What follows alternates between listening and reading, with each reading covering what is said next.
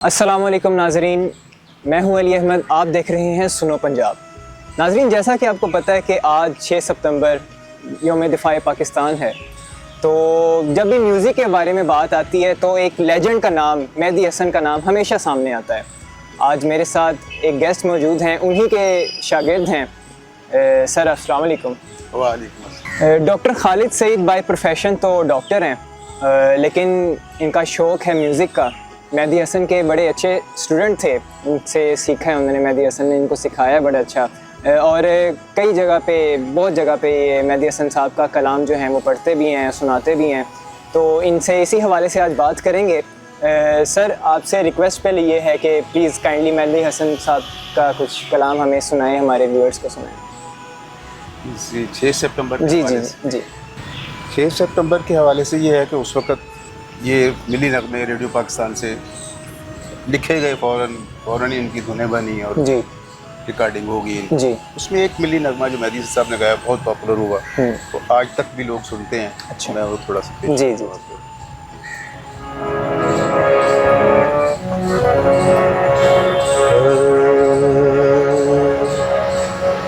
अपनी जान नज़र कर, अपनी जान नज़र कर, अपनी वफा पेश करूं, कौम के मर्द मुजाहिद तुझे क्या पेश करूं, अपनी जान नज़र कर।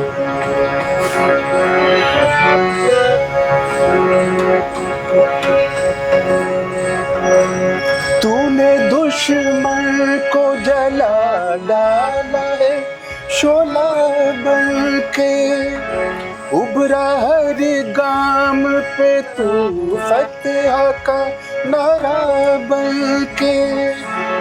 इस शुजाअत का तुझे क्या मैं सिला पेश करूं, अपनी जान नज़र करूं, अपनी वफा पेश करूं, कौम के मर्द मुजाहिद तुझे क्या पेश करूं, अपनी जान नज़र करूं।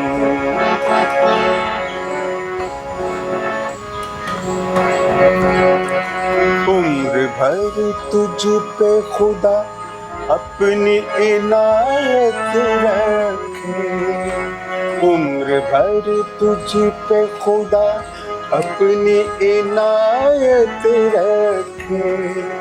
तेरी जुर्रत तेरी अज़मत को सलामत रखे, जज्बाए शौक़ शहादत की दुआ पेश करूं, अपनी जान नज़र कर।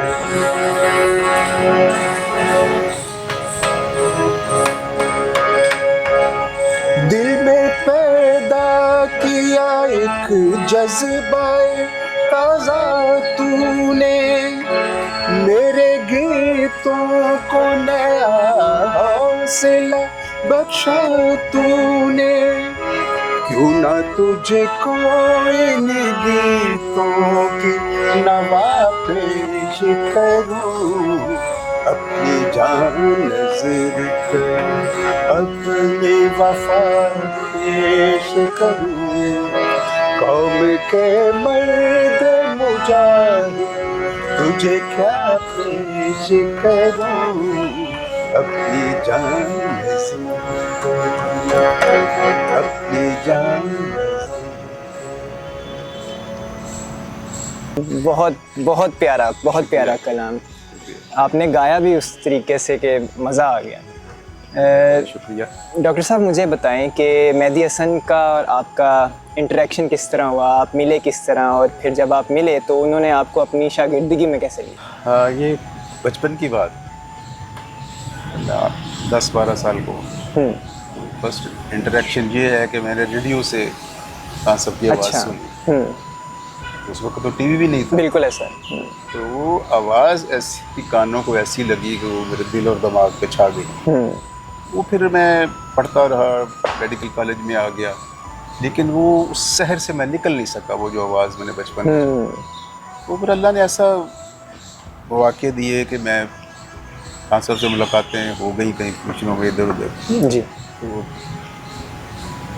वो हमारे मुल्क के बहुत मशहूर तबला नवाज हैं अब्दुस्तार तारी साहब, मेरे दोस्त भी हैं, और वो बल्कि इस वक्त वर्ल्ड नंबर 1 है वो तबले में, उनको प्रिंस ऑफ तबला कहते हैं।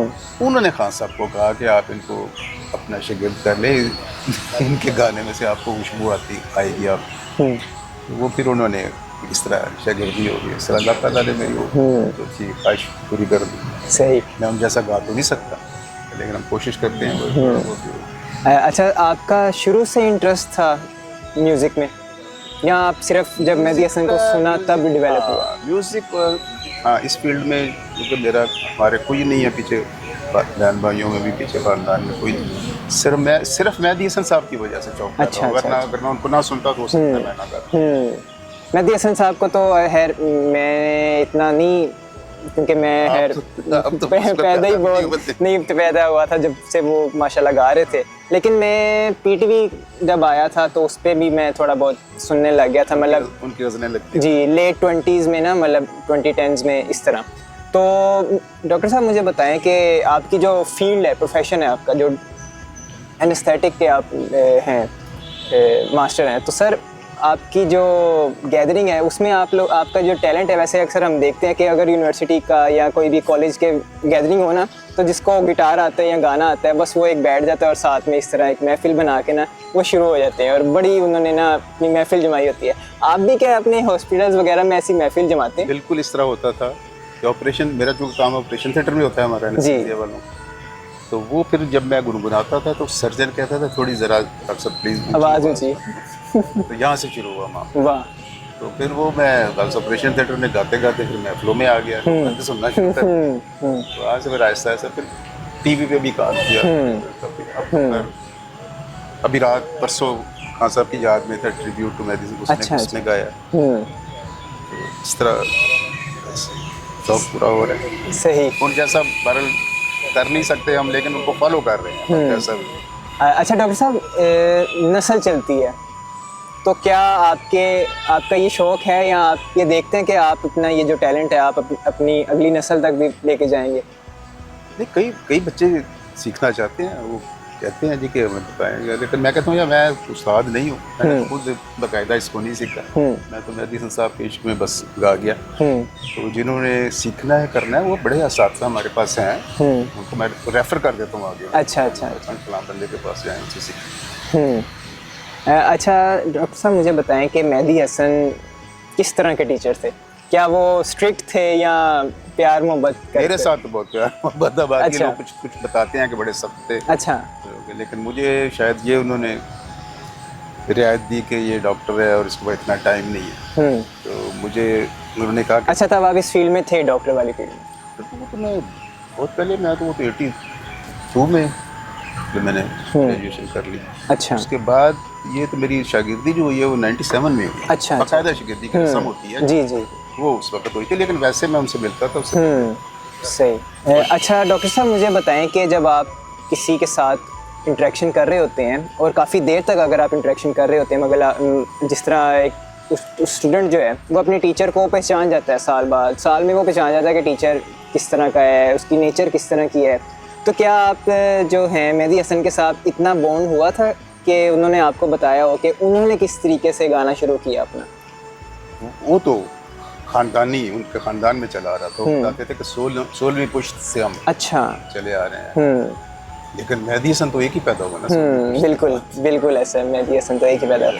अच्छा, उन्होंने सीखा सारा अपने घर से ही है, वालिद से, चचा से, बड़े भाई से, बाहर से कहीं नहीं उन्होंने सीखा अपना खानदान। अच्छा डॉक्टर साहब, मेहदी हसन ने हमारी जो 65 की जंग हुई थी उसके ऊपर जो मेहदी हसन साहब ने जो कलाम लिखे थे, एक तो भी सुनाया ना आप? जी वो सुनाया, तो इस बारे में उन्होंने कुछ और कलाम लिखा? उन्होंने और काफ़ी मिलीनियर वगैरह थे उसी दौर का। 65 की वार का एक और है जब लाहौर पे हमला। जी। उसके इसलिए शायर ने लिखा था, तो उसको सबने गाया था। मैं एक दो लाइनें आज 6 सितंबर है, उस हवाले से ये खित्ताए लाहौर तेरे जानिसारों को सलाम, खित्ताए लाहौर तेरे जानिसारों को सलाम, शहरियों को गाजियों को शहसवारों को सलाम, खित्ताए लाहौर तेरे जानिसारों को सलाम। बहुत खूबसूरत, बहुत खूबसूरत। अच्छा डॉक्टर साहब, मेहदी हसन का आपको जो सबसे अच्छा लगता है कलाम, जो सबसे आपके दिल के करीब है, कुछ थोड़ा वो भी सुनाएं। नहीं, सारे ही मुझे तो अच्छे लगते हैं। उन्होंने उनकी जुबान से, उनसे गले से जो भी निकला वो मुझे सब कुछ अच्छा लगता है। लेकिन एक होता है ना कि वो दिली वाबस्तगी, मिल्ली नगमों में से एक ऐसा मिल्ली नगमा है हमारे इधर, वो उसको कलीम उस्मानी साहब ने लिखा था, निसार गज़वी साहब ने उसकी धुन बनाई थी और वो मेहदी साहब ने गाया। वो हमारे हर मौके पे ना उसको गाया जाता है, 23 मार्च को, 14 अगस्त को, 6 सितंबर। तो उसमें वो एक्चुअली प्यामे कायद है, कायद आज़म की तरफ से शायर ने लिखा है। अच्छा। अब इसका एक एक वर्ड आपको लगेगा कि ये कायद आज़म कह रहे हैं, वो बच्चों के लिए है, तो मैं जी जी।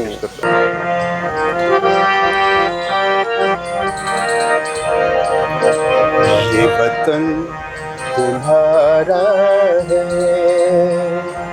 तुम हो पास बांस के,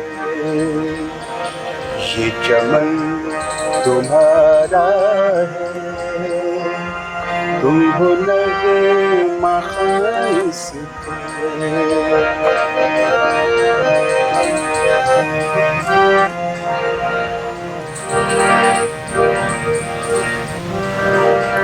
इस चमन के फूलों रंगो आब तुमसे है, इस ज़मीं का हर ज़र्रा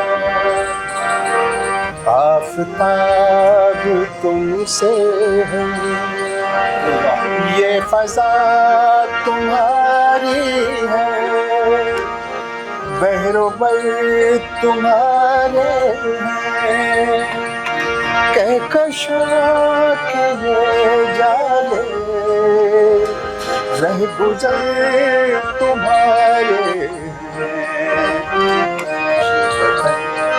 तुम्हारा है, तुम पास